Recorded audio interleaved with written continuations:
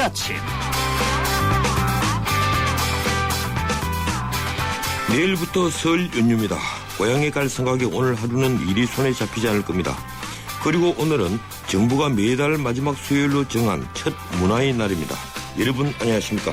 출발 새침의 진색 변호사입니다. 아베 신조 일본 총리가 국수주의 본색을 드러냈습니다.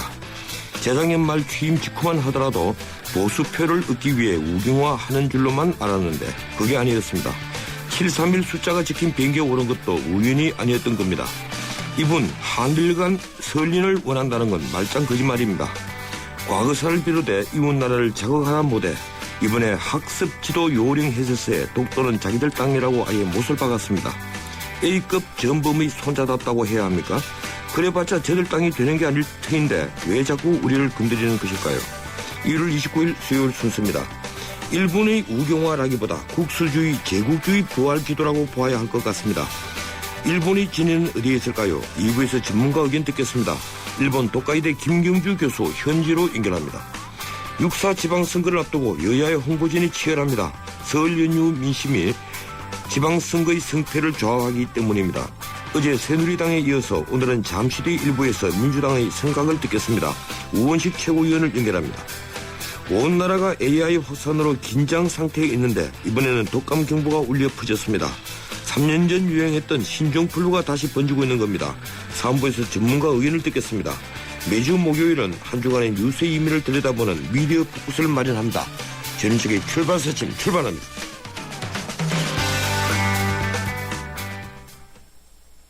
잠시만요. 내국신용장 매입 추심 전자 알고 가실게요. 뭐? 개설 통제이어 매일 추심까지? 내국신용장 전체 업무를 빠르고 편리하게 검색창에 전자내국신용장을 치세요. 늦기만 하니까. 2월부터는 내국신용장 업무는 이제 은행 가면 안 돼! 이 캠페인은 산업통상자원부와 한국무역협회가 함께합니다. 순수하지만 깊게, 부드럽지만 진하게, 우유에 꼭 맞는 로스팅으로 더 깊은 커피향. 역시 맥심이죠? 우유를 넣어도 향이 깊은 맥심 화이트 골드 커피 믹스.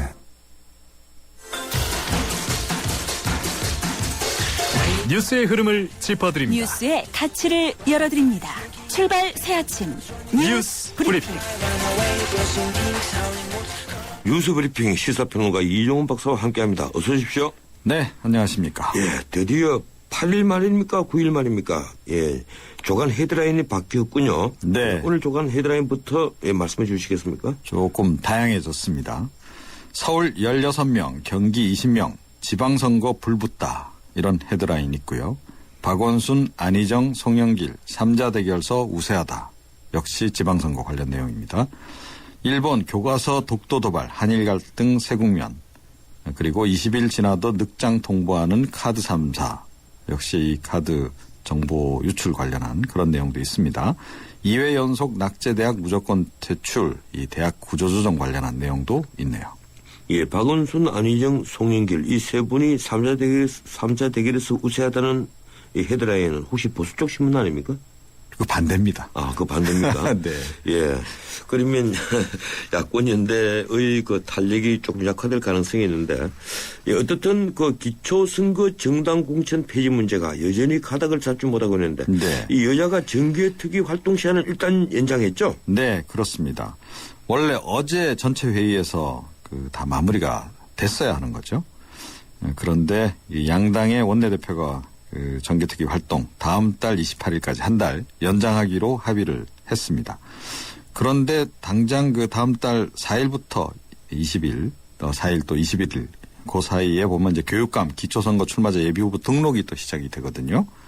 그래서 지금 출마자들이 매우 좀 혼란스러워하는 그런 상황입니다. 예. 그런데 정치개혁특위가 지방의원 숫자를 늘리기로 했죠. 네. 예, 기초의원도 그렇고 광역의원도 그렇고 예, 조금씩 늘렸죠. 그렇습니다. 예. 이 광역의원은 13명, 비례대표 1명 포함해서입니다. 또 기초의원은 21명을 늘리기로 어저께 그렇게 결정을 하고 밝혔습니다. 이렇게 되면 시도의원, 그러니까 광역의원 정수는 786명으로 늘어나고 기초의원 정수도 2,897명으로 늘어납니다. 물론 이제 그 헌재 결정도 있고 그래서 뭐 선거구에서 인구 편차가 심할 경우에 뭐 좀 분구를 한다든지 이런 것들이 지금 가능하도록 돼 있긴 한데요.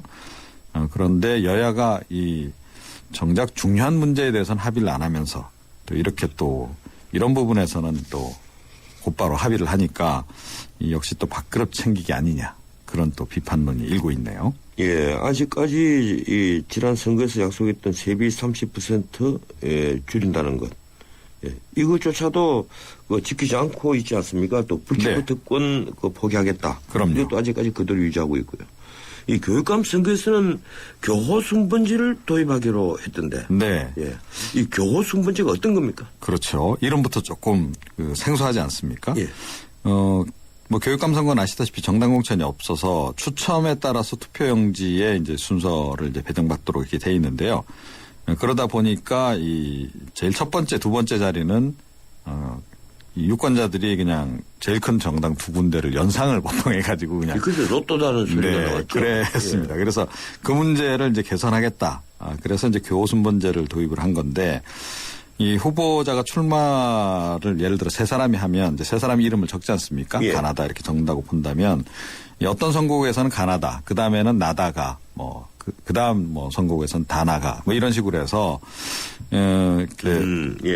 무슨 얘기인지 아시겠죠? 그래서 예. 기회 균등을 좀 보장해 주겠다. 예. 뭐 이제 이런 얘기입니다. 참 이것도 후진적 방법일 텐데 아직까지 그만큼 우리 민주주의가 성숙하지 못했다는 증거일 수도 있겠네요. 네. 예, 투표용지에 그러면 종류가 대단히 많이 늘어날 텐데 그렇습니다. 후보자가 많을수록 더 많이 늘어날 것 아니겠습니까? 네, 그럼 맞습니다. 개표 관리에도 이 부담이 대단히 클 텐데요.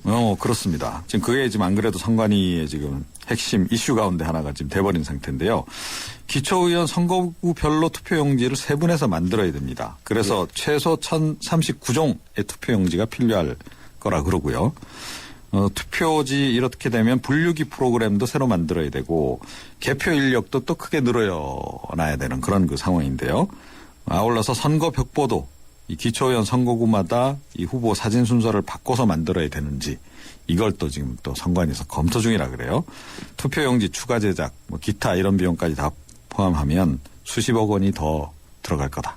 이런 또 추정이 나오고 있습니다. 예, 이 시간이 다 돼서 이 중국에서 조류 인플루엔자 감염 환자가 늘어나고 있다는 이 소식을 상세히 좀 전하지는 못하네요. 예, 네. 오늘 여기까지 듣겠습니다. 고맙습니다. 예.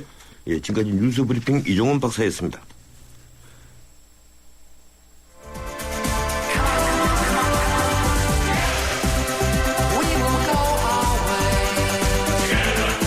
안녕하세요. 꼴꼴꼴이에요. 신문선입니다.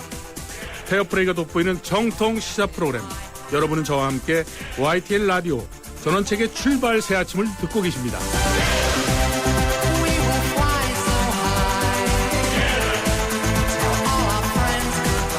6월 4일 지방선거가 넉 달 남았습니다. 당연히 이번 설 연휴 민심의 흐름이 지방선거 승부를 가를 수밖에 없게 됐습니다.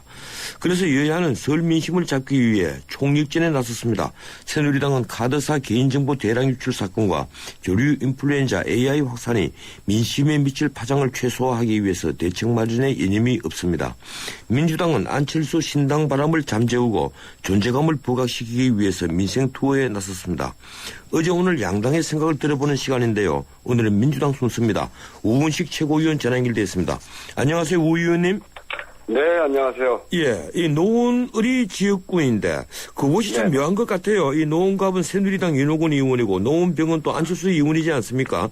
예, 네, 민주당에 네, 대해서 지금 지역구 민심 어떤가요? 전체적으로 느끼는 거랑 비슷하죠.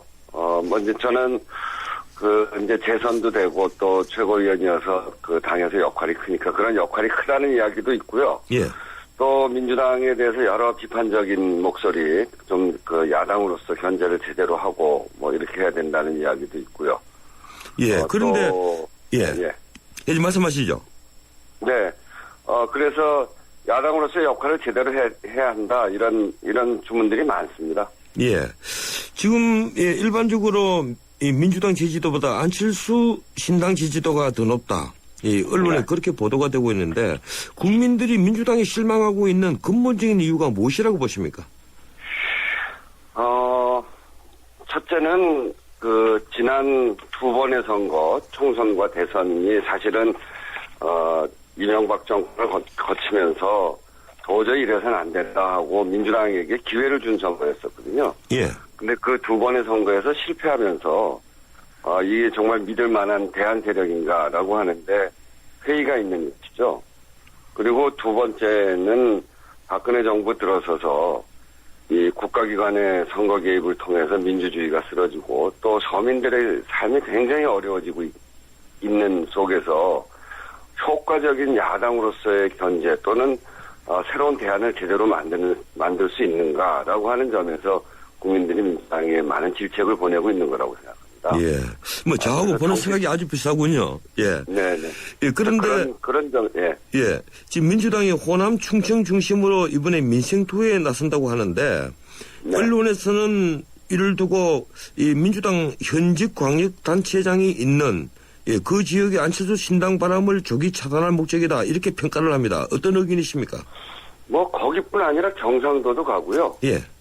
그래서 충청도, 호남, 경상도 이렇게 해서 지방의 여러 민심을 둘러보고 또 그곳에서 국민들이 민주당의 요구를 또 지역마다 조금씩 다를 수 있기 때문에 그런 것들을 전체적으로 판단하려고 하는 것이지 우리가 지방자치단체장, 광역자치단체장을 갖고 있는 데만 들르는 건 아닙니다. 예, 그렇군요.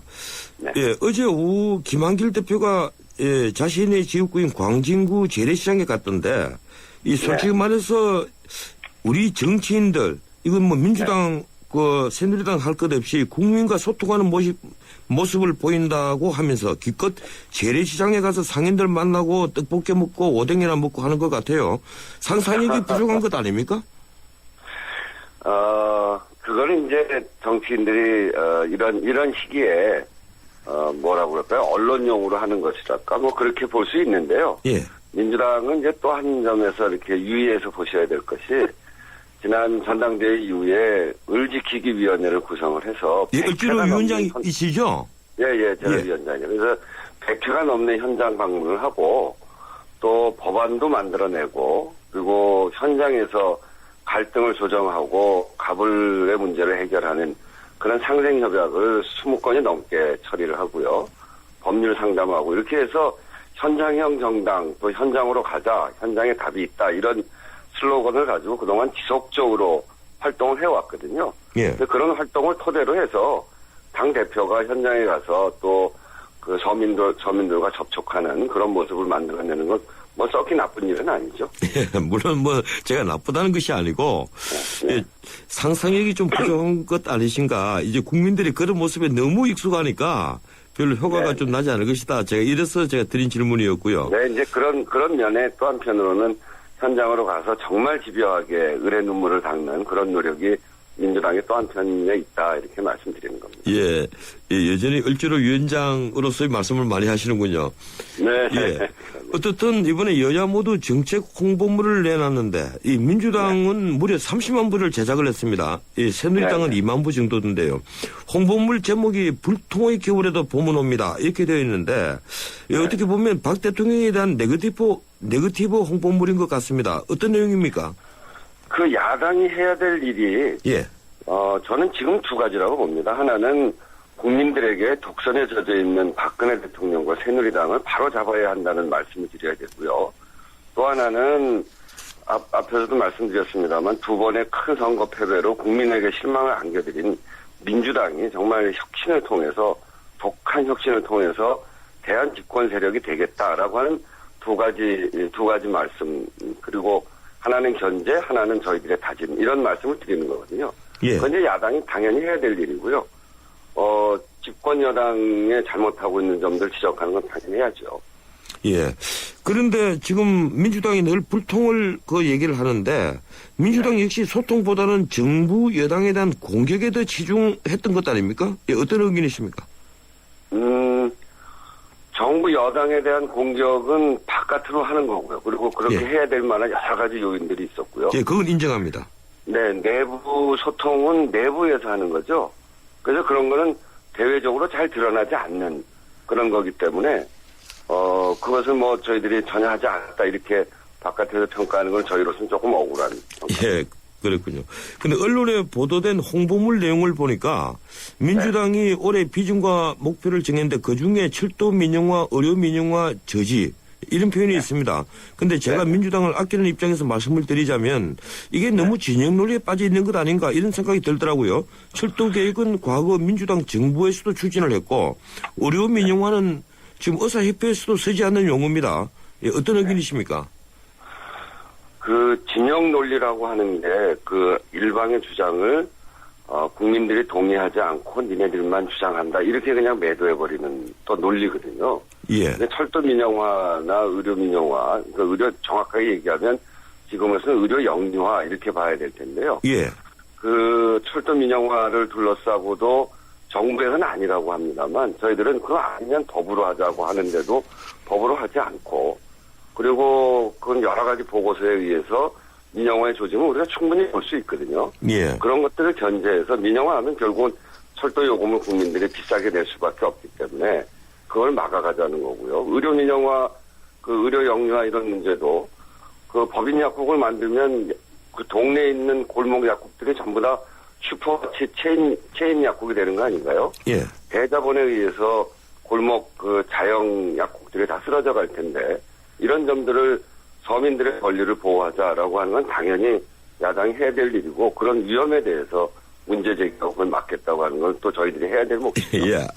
알겠습니다. 이 민주당 김한길 대표 신년 기자회견 이후로 당내에서 민주당이 우클릭했다. 이렇게 걱정하는 목소리가 많다고 언론에 나와 있습니다.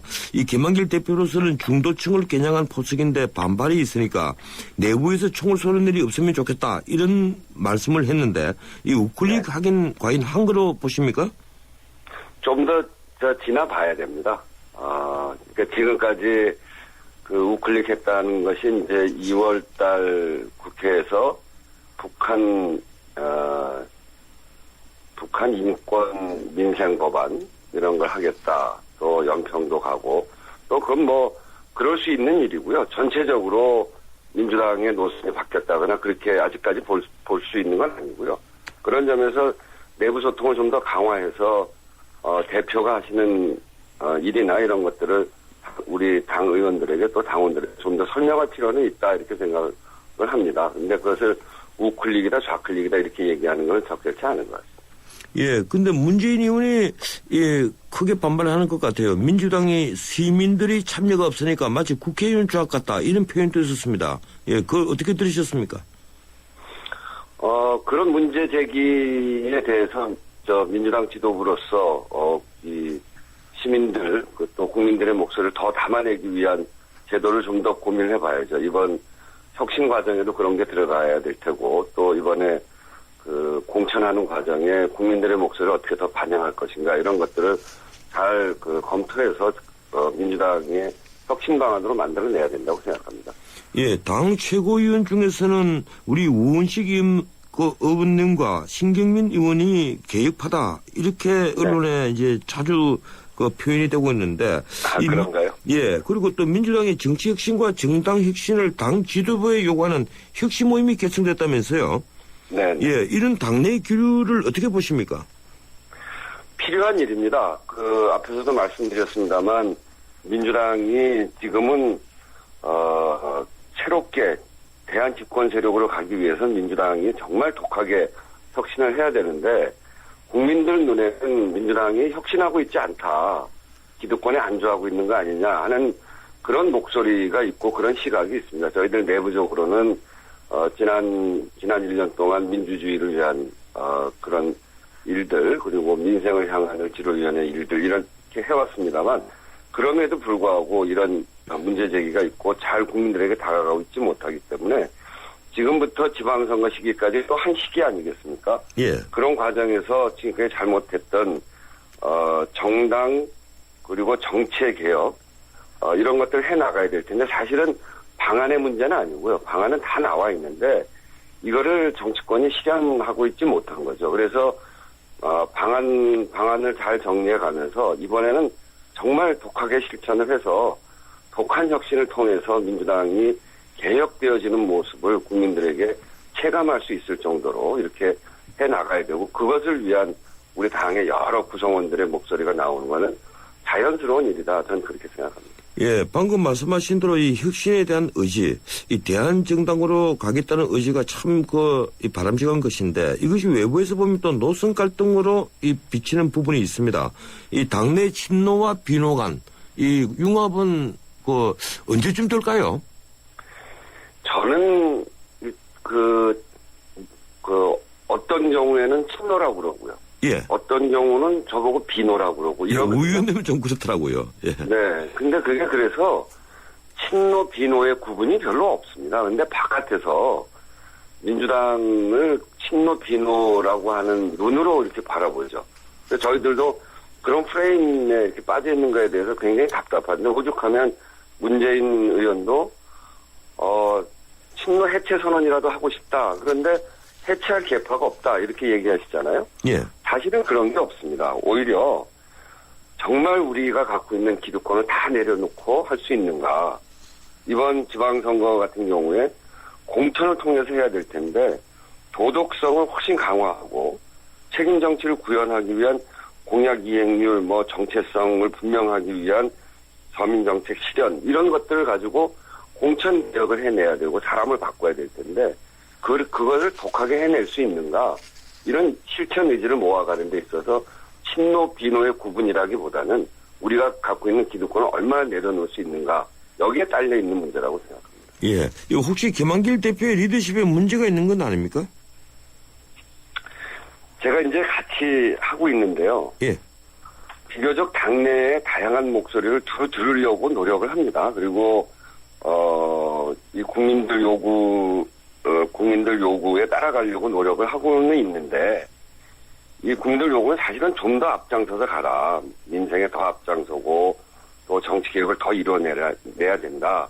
이런 요구가 있죠. 그래서 김한길 대표의 리더십 이라기보다는 민주당 전체가 이 변하려고 하는 노력 이것을 국민들이 느끼고 있지 못하기 때문에 그런 것들 힘을 모아서 더 세게 밀고 나가야 되는 그런 시기다 이렇게 생각합니다. 예, 귀는 열려 있는데 카리스마가 없다. 제가 이렇게 듣겠습니다.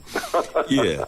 어쨌든 지방선거에서 새누리당 외 안철수 신당이라는 이제 강직이 등장을 했는데 문재인 의원이나 우리 우은식 의원님이나 야권연대 야권 단일화 필요하다, 필수적이다 이런 입장이신 것 같아요. 문제는 그런데 안철수 신당이 연대가 없다고 계속 얘기를 합니다. 어떻게 해야 할까요?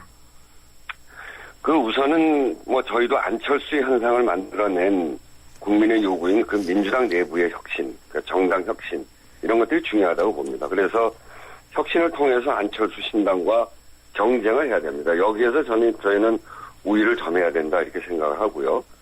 근데 그 앞에서도 말씀드렸듯이 이번 지방선거의 의미가 박근혜 정권을 정말 독재의 길로 가게 할 것인지 아니면 견제할 수 있는 시스템을 만들지 이것을 결정하는 선거라는 측면이 강하기 때문에 저희는 독재의 길로 가서는 안 된다 이렇게 생각하거든요. 예. 그것을 위해서 야당이 모든 노력을 다해야 되는데 지금 여권의 지지표가 상당히 굳어져 있는 상황에서 이를 극복할 수 있는 여러 방안을 내야 되죠. 저는 우선은 일정한 시기가 되면 더 큰 국민정당으로 가야 된다 이렇게 말씀드리고요.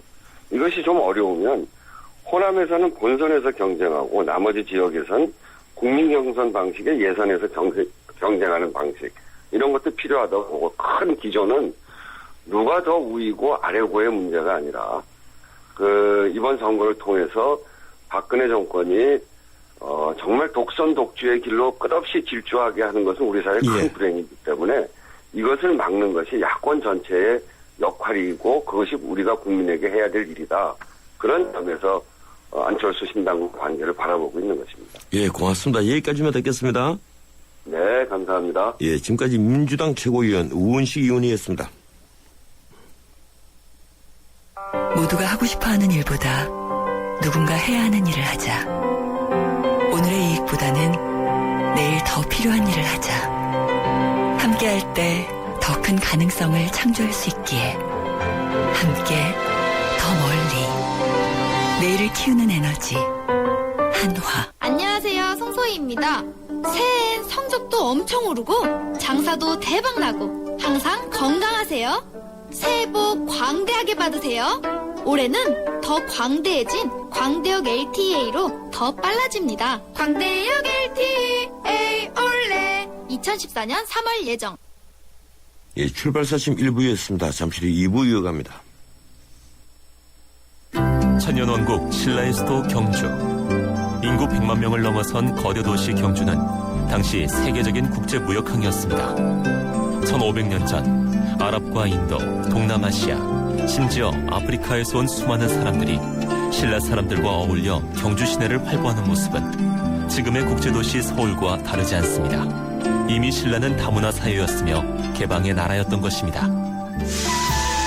우리 민족이 잠재된 글로벌 DNA, 이제는 대한민국을 찾는 많은 외국인들을 포용하고 융합하는 우리의 큰 힘입니다.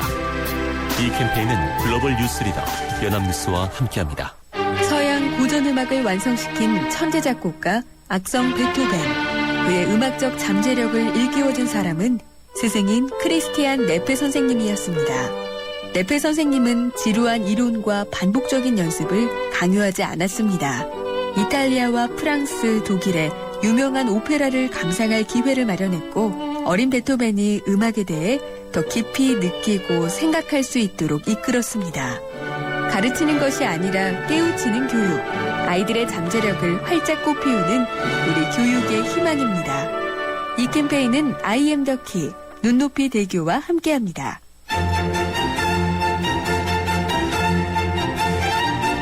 출근길 정통 시사 라디오 프로그램 YTN 라디오 전원책의 출발 새 아침.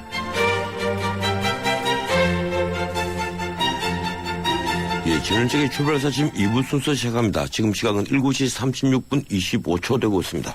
출근길 도로정보 알아봅니다. 김민환 캐스터. 네, 출발 새 아침 교통정보입니다. 설 연휴를 하루 앞두고 일찍부터 재래시장 주변에 교통량이 많은 상태입니다. 우선 고산자로 동대문구청부터 제기 사거리까지는 양 방면이 서행입니다. 종로는 흥인지문 사거리부터 종로 5가까지 속도가 내려가 있고요. 반대편으로 신호 대기 시간이 자주 길어지는 모습입니다. 자동차 전용도로 중에는 한강을 따라 강변문호 구리방면, 난지 나들목부터 서강대교, 원효대교 지나 동작대교까지 밀려 지나고 있고요. 올림픽대로도 하남 쪽입니다. 방화대교부터 성산대교, 다시 여의하루 나들목부터 한강대교까지는 속도가 내려가 있습니다. 동부간선도로 도심 쪽 교통량이 꾸준하게 늘어나는 상태인데요. 노원교부터 월계 1교, 이후로 중랑교 지나 성수 분기점까지 긴 정체가 이어지고 있습니다. 그 밖에 내부순환로 성산 방면 마장에서 월곡내부가 3차로에는 고장사랑이 세워졌다는 제보가 있습니다. 이 구간은 사고 위험이 있는 만큼 잘 확인해 주셔야겠습니다. 출발 새 아침 교통정보였습니다. 16km 복합연비, 스포츠 주행 모드 탑재, 첨단 하이브리드 기술, 이 모두를 가진 또 하나의 그랜저. 28년 그랜저의 혁신을 하이브리드로 이어가다. 그랜저 하이브리드. New thinking, new possibilities. 현대자동차. 태연이 전하는 촉촉함의 비밀. 보습의 여왕 시어버터에 100도씨 고온 스팀을 더하면 48시간 스팀 보습. 네이처 리퍼블릭 모이스트 스팀 크림. 피부 속까지 스팀 보습하세요. You are the nature, Nature Republic.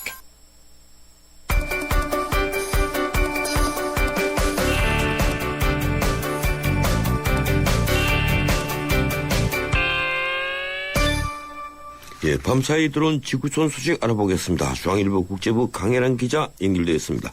안녕하세요, 강 기자님. 안녕하세요. 예, 일본 정부가 이 독도와 센카쿠가 자국 고유 영토다 이런 주장을 중국의 교과서 제작 지침에 명시하기로 어제 공식 결정했는데 우리나라뿐 아니라 중국도 거세게 항의하고 있죠.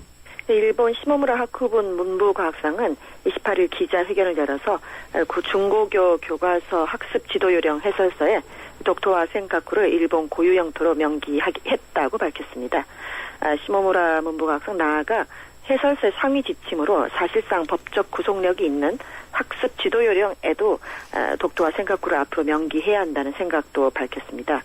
한중 등의 반발에 대해서는 영토에 대해 명확히 교육하는 것과 이웃 국가들과 우호를 유지하는 것 사이에는 아무 모순이 없다. 외무성과 협력해 우리 입장을 제대로 설명하겠다고 말했습니다. 그러나 조태영 외교부 대변인은 성명을 통해 일본이 제국주의에 대한 향수를 버리고 있지 못함을 극명히 보여주고 있다며 즉각 개정 철회를 요구했습니다.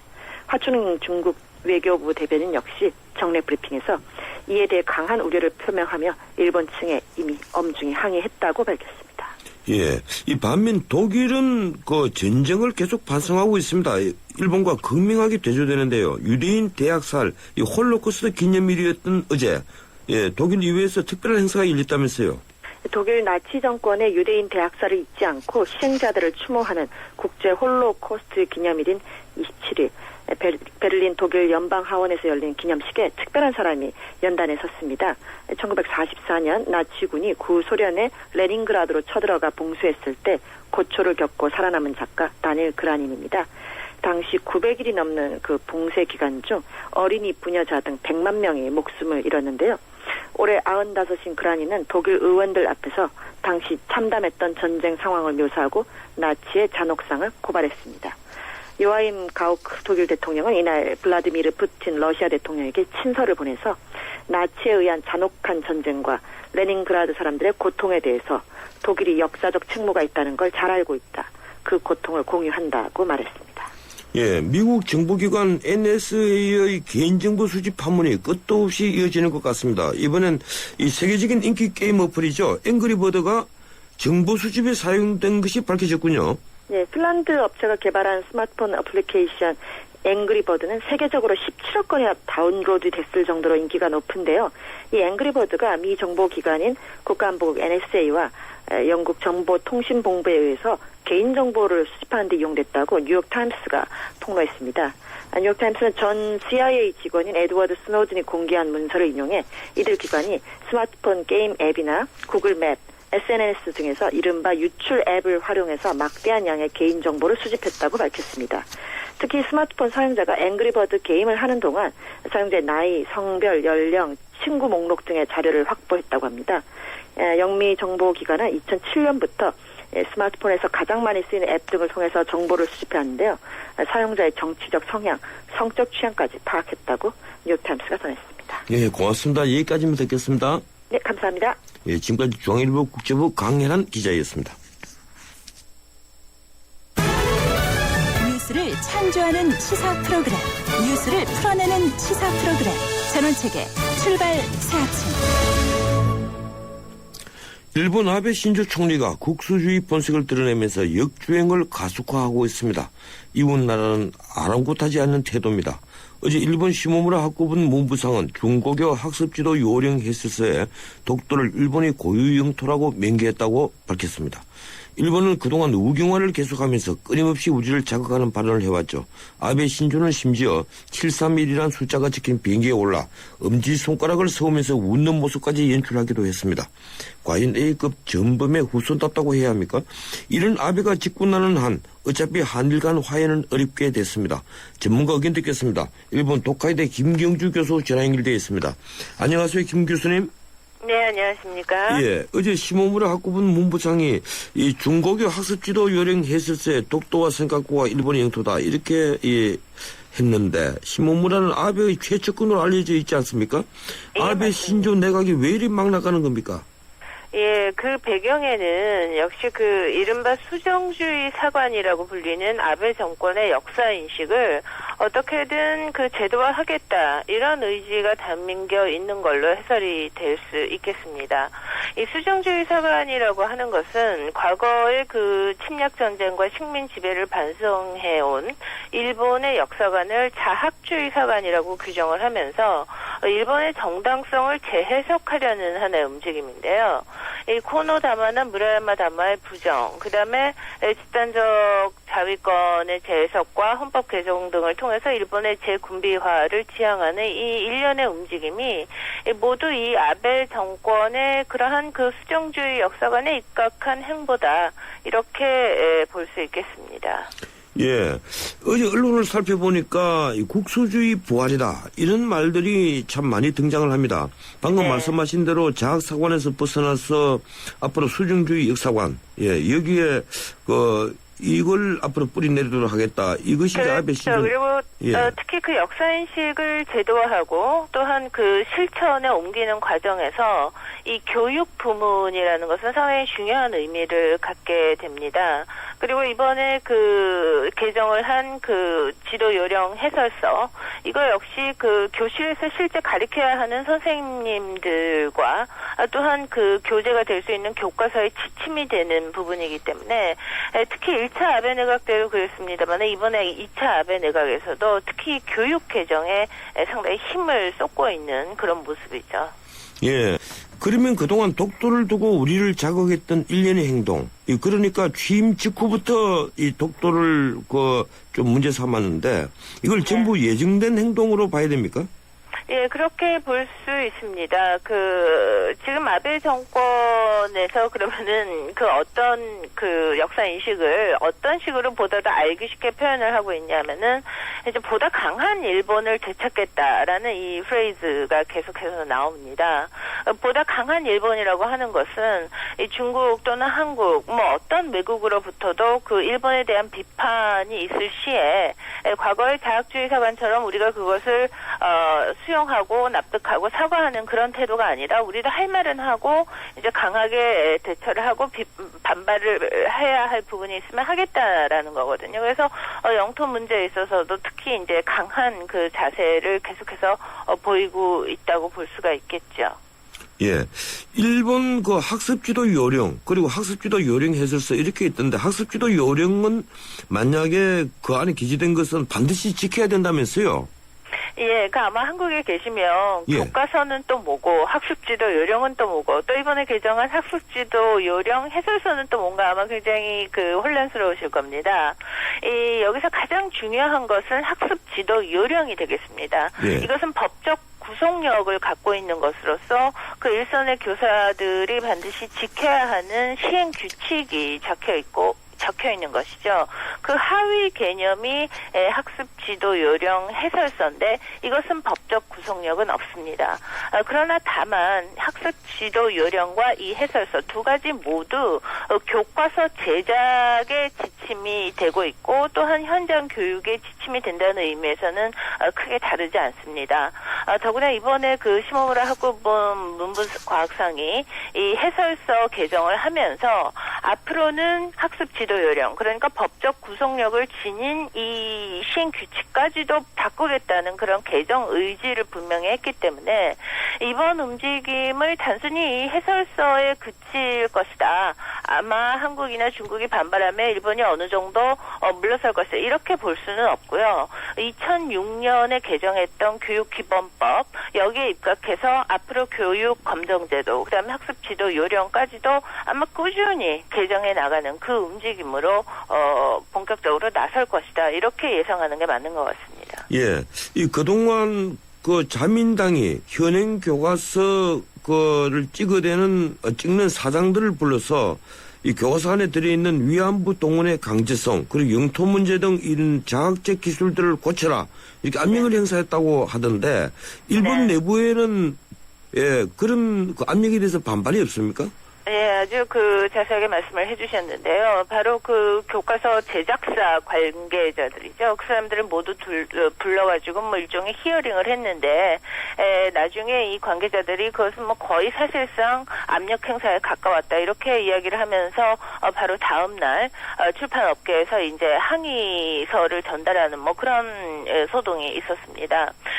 이번에 해설서 개정 문제도 그렇습니다만 우리 입장에서는 한국 입장에서는 아무래도 이것을 영토 문제에 대한 일본의 야욕이다 이렇게 받아들이기가 쉬운데 일본 국내에서는 영토 문제보다는 교육에 대한 정치 개입 문제로 이 문제를 상당히 심각하게 바라보고 있고 또한 저항이 일부에서 강하게 일고 있는 것이죠. 일본은 현재 정치의 교육 개입을 교육에 대한 정치 개입이죠. 그것을 이제 상당히 엄하게 말하자면 그 헌법상 교육의 자율성을 보장한다는 게 상당히 강하게 보장이 되어 있습니다. 그런데 아베 정권이 이렇게 해설서가 실은 2016년에야 이게 고치도록 돼 있는데 이거를 갖다가 뭐 미리 고친다든가 또한 그 최근에도 검정 제도를 다시 그 개정을 해가지고 일본 정부의 그 의견을 반영을 해라.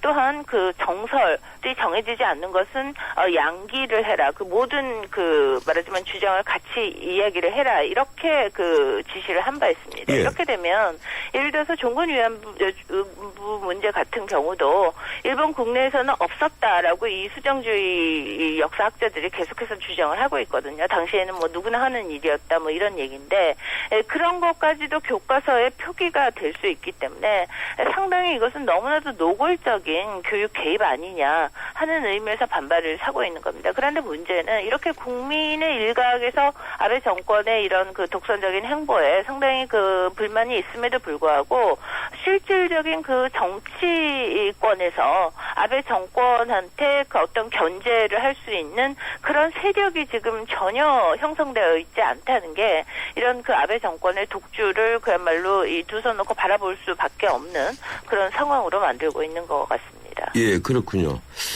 예, 현재 김 교수님은 일본 대학에서 강의를 하고 계신데 지금과 같은 스탠스로 강의를 하거나 의견 표명을 하시면 학생들이나 일본인들에게 이 반박을 받거나 위협을 받는 일은 없습니까?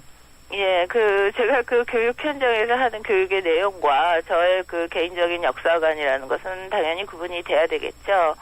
그런 의미에서는 저도 상당히 조심스럽게 교육을 주도하는 부분이 있습니다만은 그것과는 별도로 이 표현의 자유의 문제라는 것은 상당히 지금의 일본 사회는 상당히 경색돼 있는 분위기다. 이렇게 말씀을 드리지 않을 수 없습니다. 이것은 뭐 저 개인뿐만이 아니라 여러 사람이 이제 그 언론에 나가서 특히 그 한국 사람이 어떤 이야기를 하면은 그 집중적으로 그 공격을 받게 돼 있습니다. 예, 그렇군요. 뭐 반환론자다, 뭐 이런 식의 얘기인데, 뭐 그거는 어떻든 지금처럼 이렇게 한일 관계가 악화되다 보니까 한국이나 일본 모두 너무 감정적으로 치닫게 되면 사람들이 어떤 자세한 내막을 이해하려기보다는 뭐 자신들의 어떤 그 상대에 대한 반감을 보다 드러내려고 하는 그 감정적인 그 대응에 앞서기 때문에 보여지는 일시적인 현상이 아닐까 그렇게 생각을 해봅니다. 예, 그동안에 이 독도가 일본 땅이라는 외교 청서 그리고 방위백서가 이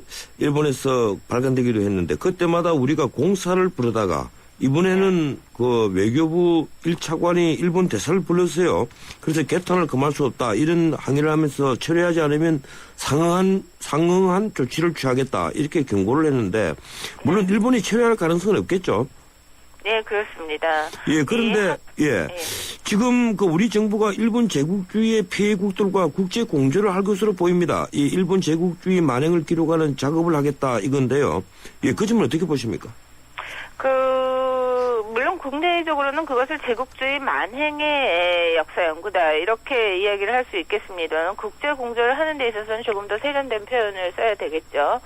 그러나 어떻든 간에 그 최근에 일고 있는 한 2012년경부터 본격화되고 있는 이 한일 갈등이라고 하는 것이 단순히 한국과 일본 간의 어떤 그 오래된 역사인식의 문제, 즉 양국 간의 그 어떤 독특한 관계에서 비롯되는 그런 문제라기보다는 이 동북아 전체의 그 구조적인 변화, 특히 중국의 부상에 따른 그 역학구도의 변화에 따른 갈등의 발로다. 저는 그렇게 해석을 하고 있습니다.